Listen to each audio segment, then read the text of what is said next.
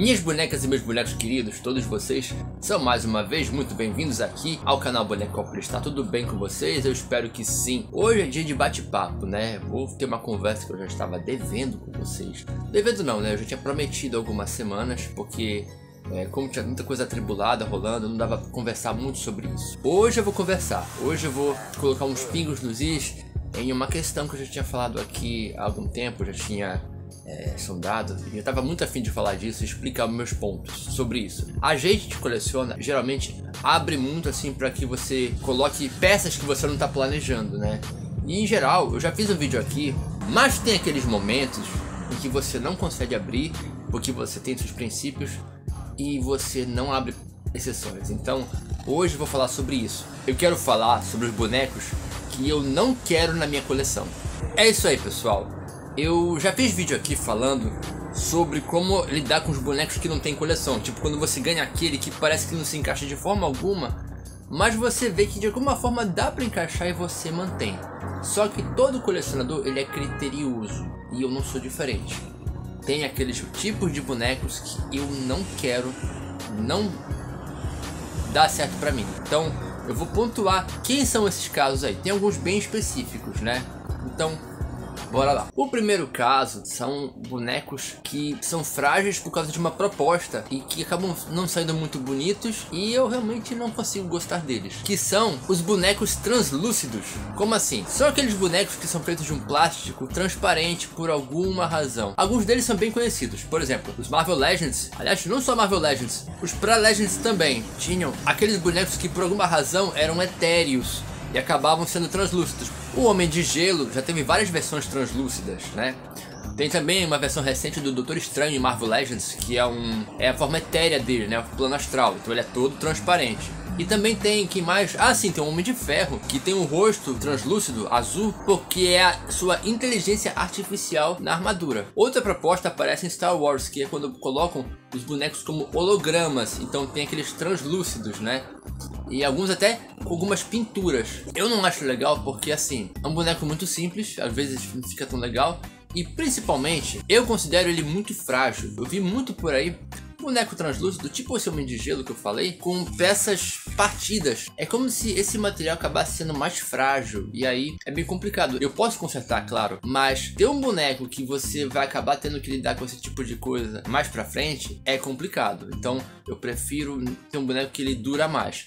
E falar em boneco que dura, falar de durabilidade, resistência, o próximo boneco também tem esse problema. Aliás, nem que coubesse no meu bolso, porque, enfim, vocês vão entender. O próximo boneco que eu não quero na minha coleção é uma linha que eu não vou nem dizer que ela é popular, porque para ser popular, o preço tem que ser popular, e ela é bem longe disso. Não tem nada a ver com popular.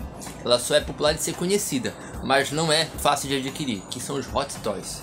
E por que eu não quero Hot Toys? São bonecos bonitos? São. Tem a questão do preço? Tem. Mas não é só isso. A minha questão é porque eles são bonecos relativamente frágeis. Com o tempo rasga, eu já vejo acontecer com frequência isso. E é fora que tem toda uma questão de manutenção para ele, porque você tem que deixar no vidro. A maioria que pode deixar em vidro e redoma. Do que adianta ter um boneco que você mal pode tocar e tratar como se fosse um ovo Fabergé? Se a graça do colecionismo é justamente você poder mexer. E assim, eu tenho um Hot Toys Kit Bash, que é esse aqui, customizado e tal, tudo. Gosto dele. Só que foi um presente, não paguei por ele. Então assim, um boneco que você mal pode mexer, então qual é o sentido? Que tem todos esses trâmites. Eu falo do mais valor em um escala titã comum do que num desses. Desculpe. E falar em bonecos que você mal pode tocar, o próximo exemplo diz muito sobre isso. O próximo exemplo eu já tinha alardeado, na verdade, que são os bonecos eletrônicos demais. E o melhor exemplo que eu posso dar é justamente os bonecos daquela linha Transformers que vocês viram, Optimus Prime, né? Que tem o Bumblebee e o Grimlock também, que basicamente é um comando de voz. Como eu já falei, esse tipo de produto não é recente. Nos anos 90 já tinha brinquedo com comando de voz. Só que assim, no final das contas, acaba não sendo uma figura de ação, na verdade. Então mesmo que colocasse assim pra mim, como exemplo, eu nem considero esse boneco. É um artigo de luxo que não é uma figura de ação. Porque uma figura de ação, você mexe nele. Você tem uma troca de você manipular. E qual é a graça de um brinquedo que você vai ficar vendo ele fazer tudo e você nem precisa tocar nele? Eu vou pro museu então ver alguma coisa uma peça interativa. Falei isso em vídeo anterior, né? Mas eu vou só pra reiterar aqui. Eu não preciso de um brinquedo que eu não tenho quase que mexer. Quero deixar registrado que até o momento em que eu liguei a câmera para começar a gravar este vídeo, a minha rua estava em silêncio. Bastou dar o play aqui e já passou o caminhão do gás, já passou 2 ônibus, já passou umas 50 motos e pessoas gritando numa bicicleta. Então eu começo a pensar que é uma conspiração. O quarto exemplo que eu quero citar aqui, ele meio que vai pelo mesmo caminho do Hot Toys. Tem um pouquinho pela questão do cuidado extra que tem que ter com ele, mas também porque ele simboliza uma coisa que eu não curto muito. Eu sou muito fã de Cavaleiro do Zodíaco, mas eu não gostaria de ter um Clothsmith, de verdade. Porque assim, geralmente quando você tem uma peça de Cavaleiro do Zodíaco, você quer aumentar a sua coleção. E tem um foco, eu tenho um foco. Eu me mantive no foco justamente com os básicos, os mais simples, que foram a febre dos anos 90 e aquecem o coração dos nostálgicos feito eu. Me parece que são peças bonitas, mas mais delicadas, né? E sai uma infinidade delas. Um Pegasus, Cavaleiro de Ouro, ele vai saindo várias versões deles.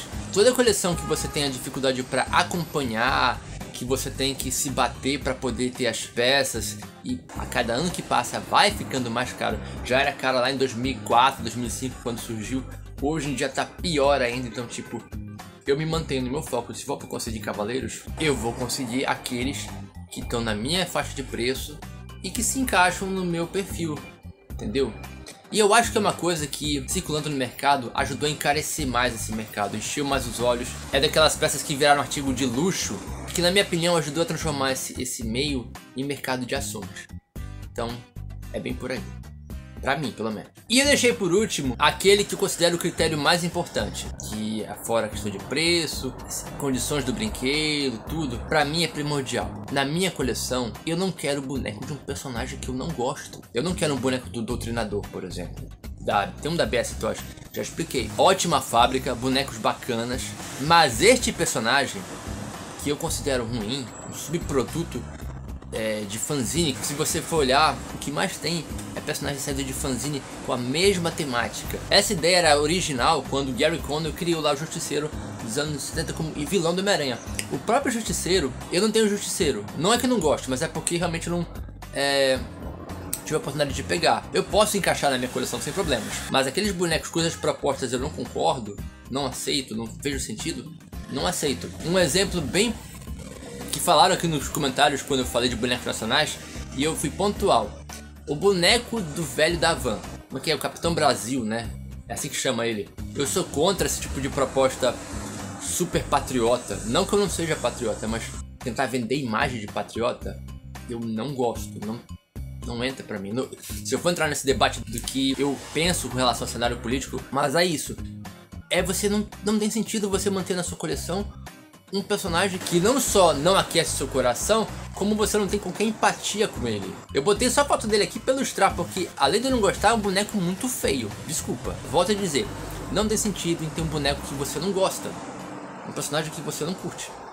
Pessoal, colecionismo é isso mesmo. É sobre você manter o seu foco, criar o seu foco na verdade, levar a sua coleção a partir daí. É você ter as coisas que você gosta, mas ainda assim, mesmo você abraçando os presentes que você recebe principalmente, geralmente são presentes que representam quem você é, quem você gosta. Então, definitivamente...